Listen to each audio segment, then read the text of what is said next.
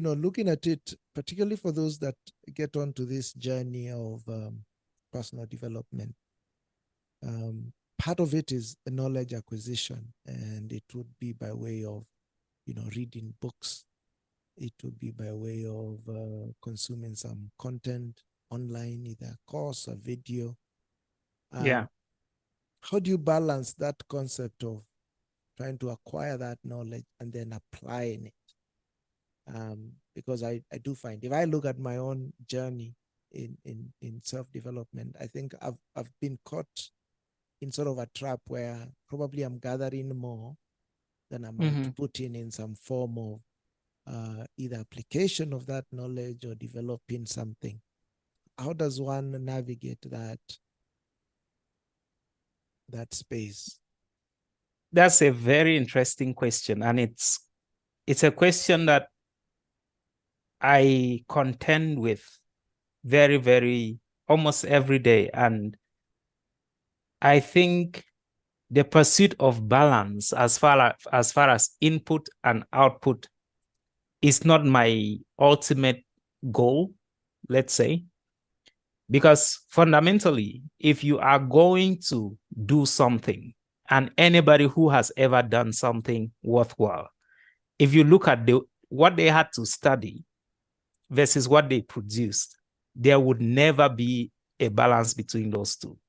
You study so much more to produce so little. And the reason for that is that to synthesize and produce something that is kind of new, innovative, or worthy of attention, you really need to learn a lot from those who have come before you, so that you are not producing, let's say, what has already been produced, and you are taking the knowledge, the body of knowledge that already exists, and expanding on it or applying it in a new way to solve a new problem.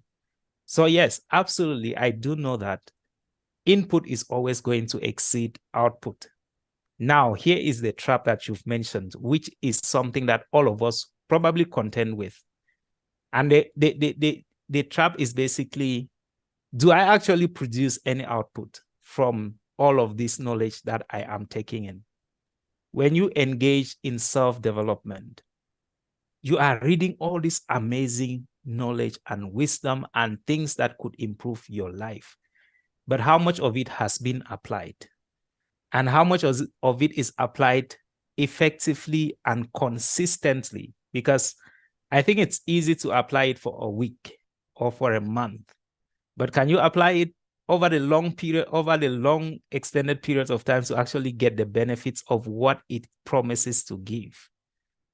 And are you actually just pursuing the proverbial fruit that thing is promising to give, or you are really just going for a complete life change, a transformation of who you are as a person, so that becomes a part of your life? And I'll give an example. For instance, we have people who might be interested in a basic goal like, okay, I want to lose some weight. Now, that is a goal which is very much a recurring goal for a lot of people year in and year out. And they never really seem to reach where they want to be. And in some cases, they even just gain more weight as opposed to losing the weight they wanted to lose. And the reason for that is you read about this particular tactic that you could apply, or this new trendy kind of approach to losing weight. Then you apply it for 1 month, and then you look at the results you are getting, and you don't really see a physical transformation. At least it doesn't happen as quickly as the ad shows. It doesn't happen and give you the body that you see the people who are advertising it have. And these things they have a chilling effect on people. They have an off-putting effect, and they would quit and stop what could have led them to the results if only they took it as, okay, this is a lifestyle change, and this is how I'm going to live my life going forward, as opposed to, I just want to get this thing and then I'm done. So would I struggle to balance input and output of, let's say, the knowledge from self-development? Not necessarily.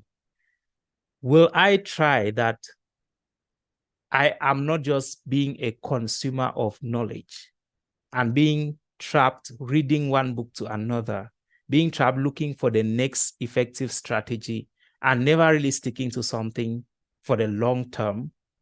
I would make sure that I'm not in that trap. And for me, it works for certain things more effectively than for others, sadly, right? Like it's very easy for me. I've developed a very serious, consistent fitness routine. That is for me a lifestyle. So I don't have a fitness goal. I have a goal of what I do every day to be fit. It's not like I'm trying to get six pack or trying to get this muscle. No, is that every day when I wake up, I cycle for this number of kilometers, or I do this type of exercise. I get my heart pumping. I do this. And that's it. If you think about it in terms of, I think about it sometimes in terms of, okay, I have chosen a mountain to climb. And my goal is not to reach the peak of that mountain. My goal is fundamentally to climb every day. And it doesn't matter if I climb 15,000 meters a day. It's that I should make some progress in climbing that mountain. And that is the goal, full stop. It's not about a mountain peak. It's not about conquering this particular mountain. The peak for me is the step that I can take every day. And I think if we approach personal development in that kind of way, we can somehow start breaking away from the trap of only consuming knowledge. And let's say, okay, I'm climbing every day. Maybe sometimes I can consider that maybe there's a better way to climb. Maybe there is a way that I can just, increase the number of steps that I climb a day. And in that way, you are actually growing, but gradually. I think that is a good strategy to take. Otherwise, yes, we can really get into a trap of, only consuming content, reading one book to another, and never doing anything about it. Doing anything. And I guess maybe the best word shouldn't have been balance. Should have been, and everyone has to figure out what that means for them. Should be probably some kind of a ratio that they have to work out. And I mean, it's not a perfect thing that you have to ensure that you live up to that ratio. No, yeah, actually, that's a good point.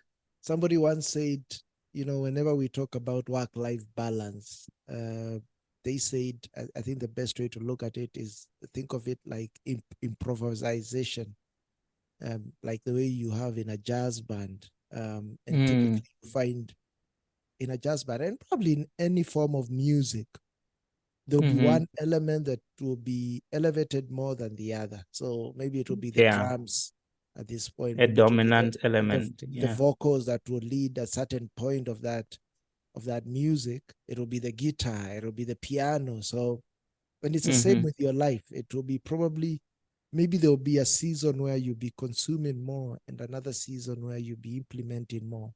And I also like the approach you've taken in terms of your health and fitness, and looking at it that, okay, it's not like you put a rule and say every day I should do 10,000 steps. It should be every day I should be making some substantial progress of climbing that mountain, and also looking at it that it never stops.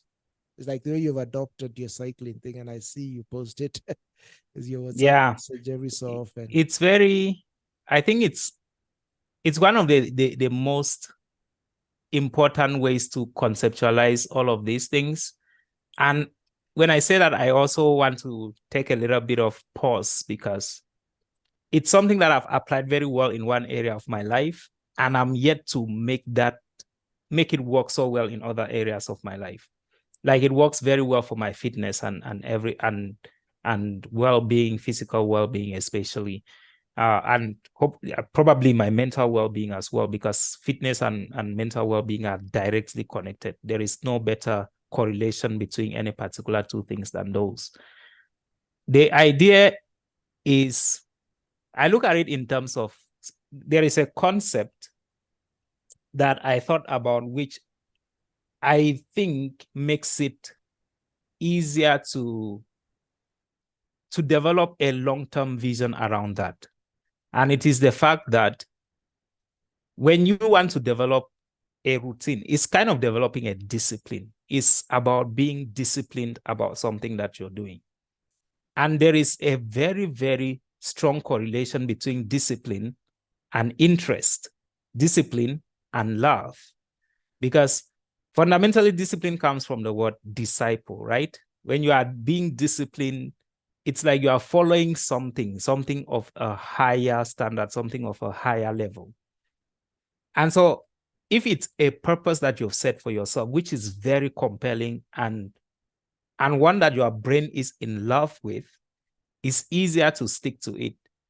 Let's think of it in terms of naturally, the brain hates to lose weight.